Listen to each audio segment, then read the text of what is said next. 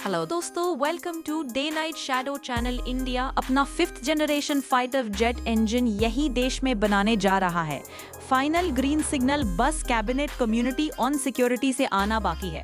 इसे हमारे future stealth fighter M का हार्ट यानी इंजन मेड इन इंडिया होगा और वॉर टाइम में किसी भी इंपोर्ट या सैंक्शन का डर काफी कम हो जाएगा। सोचो अगर कल बॉर्डर पे टेंशन बढ़ जाए और हमें तुरंत 50 से 60 नए इंजन चाहिए। इंपोर्ट पर वेट करने के बजाय फैक्ट्री बेंगलुरु में चलती रहेगी, सप्लाई लाइन हमारे कंट्रोल में होगी।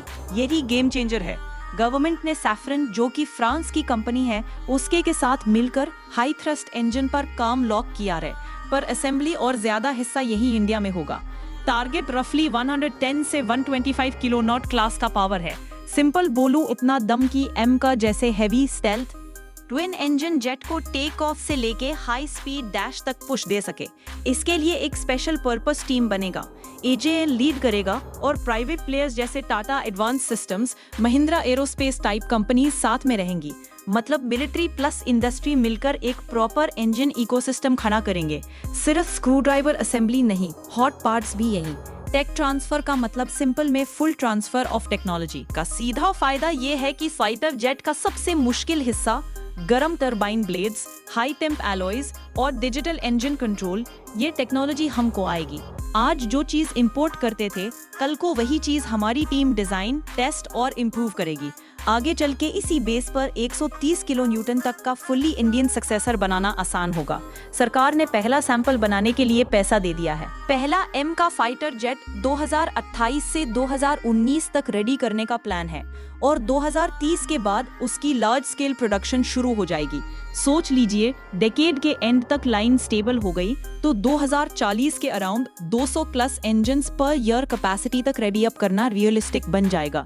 जितनी बड़ी कैपेसिटी उतनी फास्ट रिप्लेसमेंट और एक्सपोर्ट की विंडो। चाइना ने J20 नंबर्स बढ़ाए क्यों? क्योंकि इंजन पाइपलाइन पर उनकी पकड़ स्ट्रॉन्ग होती जा रही है।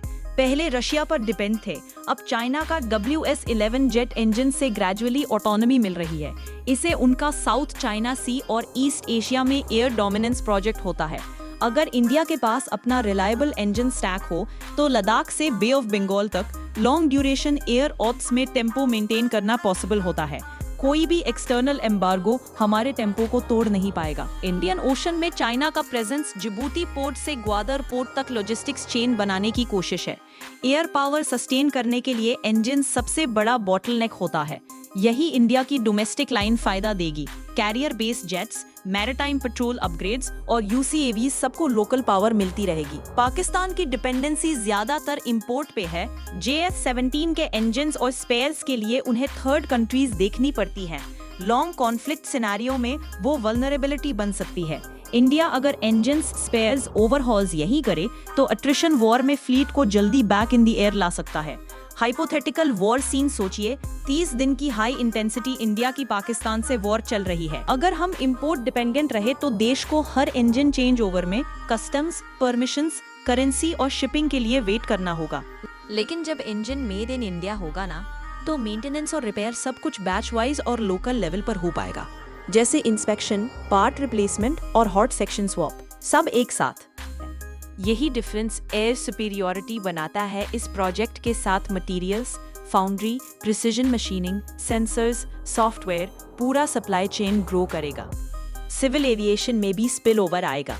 Maintenance, repair, inspection hubs, exports और हाई स्किल जॉब्स का स्नोबॉल इफेक्ट बनेगा।